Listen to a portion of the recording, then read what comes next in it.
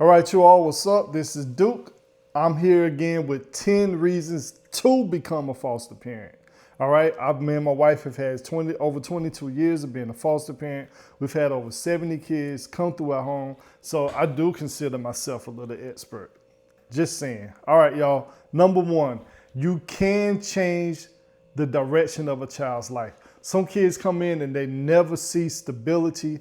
They never see what a wholesome family looks like, right? Some of these kids have only seen trauma and only seen neglect and have seen chaos. So you can absolutely change the direction of a kid's life. Sometimes just by sitting down and talking to them one-on-one, but you really need to spend a lot of time getting to know your child. Also, sometimes just taking a teenager to a college campus. Some kids has never been to a college campus. Some kids has never been outside of their city. So just taking them to a mall and letting them explore different things. I used to take my foster kids and other kids in the community to this amazing 3-story house that had a basement in the bottom, and the basement had a movie theater and a pool table and all of that. And I would just let them walk around the house. And then I would sit these kids down in the living room and say, hey, what are some things you could do to get this house? No kid ever said, I can go to college, I can start my own business. It was because I can become a football player, basketball player, sell drugs, a rapper, country music singer. Like, none of these kids really had a clue that just everyday people can obtain stuff like this because they're not used to seeing it. So there has been kids that has been in our home that was going down the wrong path, and they're doing amazing right now.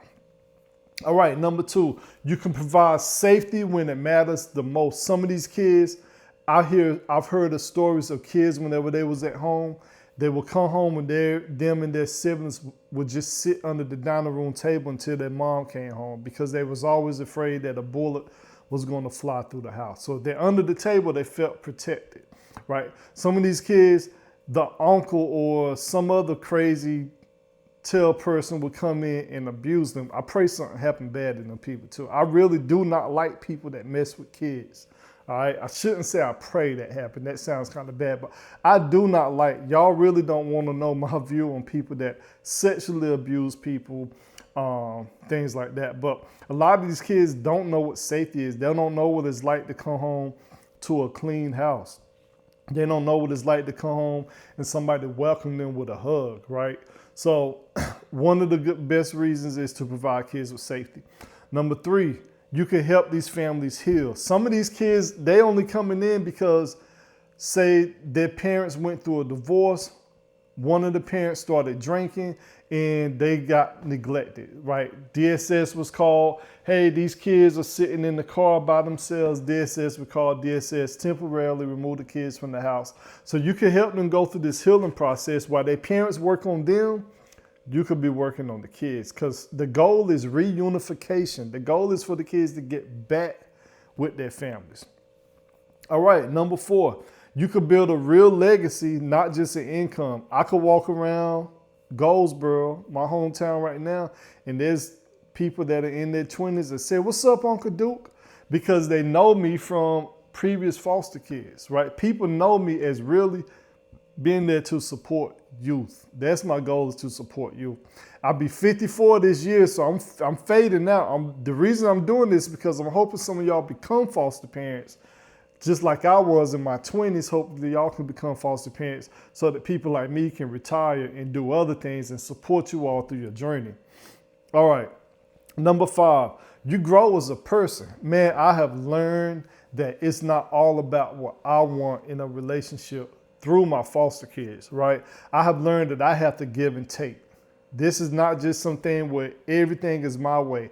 I guarantee you, people that think that everything is their way do not have good relationships, right? I've had to learn over time that the way that I was raised is different from the way that I should raise these kids. And I think I was raised amazingly well, but there's just some things that these kids may see or these kids may do that I don't agree with, and I can't go all in on them like I want. Sometimes I want to crash out on these kids, but I have grown as a person to learn that that's not the best way to operate. All right, number 6, you can give these kids an experience that you never had. I've taken kids from Wayne County to a mall, and they thought, to a mall in Raleigh, an hour away, and they thought we were still in Wayne County, right? Some of these kids has never been on an escalator. There's not a single escalator in Wayne County.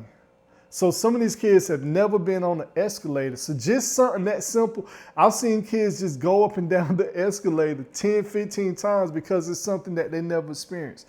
I've seen kids on college campuses, they see people walking around with their pants sagging, but they got a book bag on their back and they go on to class. And these kids start realizing, man, this is something that I can do. So giving these kids great experiences, taking these kids to the beach. Some of these kids have never been in the water before at the beach. There's a lot of things I haven't experienced, but there's a lot of things some of these kids haven't experienced. So you're able to open up these kids' eyes to a whole new world. All right, number 7, you become part of something bigger than yourself. This foster care thing, I've been attached to so many families because of foster care. I'm also an intensive in-home worker. I'm also a real estate agent. So I try to merge all that stuff together. I understand family needs based on the housing that they have. Like there's a lot of stuff. I just feel like I'm a bigger part. I'm a part of a bigger picture because there are so many kids that I can see that used to live with me. And then their parents and their uncles and their cousins, and they like, hey, such and such is doing great. You know what I'm saying? You become a bigger part. So if you want to join a community, being a foster parent is a great way because you're going to have a lot of people that's going to support you that's already in foster care, right? Because they know you're going to have DSS workers that's going to support you. You're going to have therapists that's going to support you. You become a part of a bigger community. You open your own eyes up to something that you probably never thought that you would experience. All right, number 8, you show your own children what compassion looks like. Sometimes I wonder because my daughter she's known us not to do foster care for maybe a year of her life. When she turned 3, we said, okay, we're going to stop for a little while and allow her to just breathe with just us. But she's grown up. We started doing foster care before she was born. So she's grown up. She's seen us show these kids compassion and she's seen us be here for these kids. And hopefully that's something that she will carry on in some type of way, form or fashion.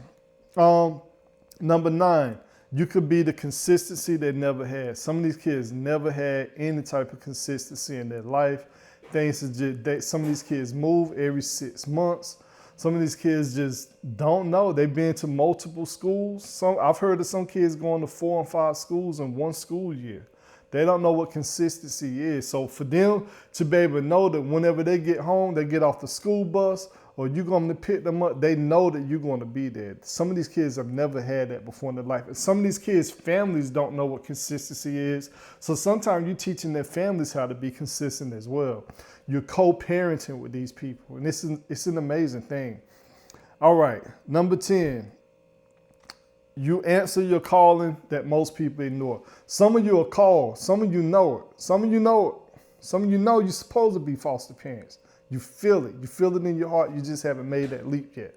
All right, not everybody's meant to be a foster parent. Trust me. I've told some people, don't even think about it, bro. Like, you're not meant to be a foster parent. But some of you do have a calling to be a foster parent. You just ignored it because you're scared or you don't know what to do. That's why I'm here, right? I'm here to help you, guide you through what it takes to be a foster parent. It doesn't take a whole lot, not like you think. Most of the time, it's just like a 6-week program locally through a foster care agency. You get licensed, they check your house out, things like that. I'm here to guide you on that. But yeah, these are 10 reasons on why you should be a foster parent. It's an amazing responsibility, man. I love it. I've always told kids to call me uncle because I'm not here to replace their father. My wife has always had kids call her aunt because she's not here to replace their mom. So we have so many kids that call us Uncle Duke and Aunt Latasha. So it's just an amazing thing. All right, y'all, this is my 10 reasons to become a foster parent. We're going to continue to talk about foster care and what it means and what these kids need. All right, be blessed. Peace.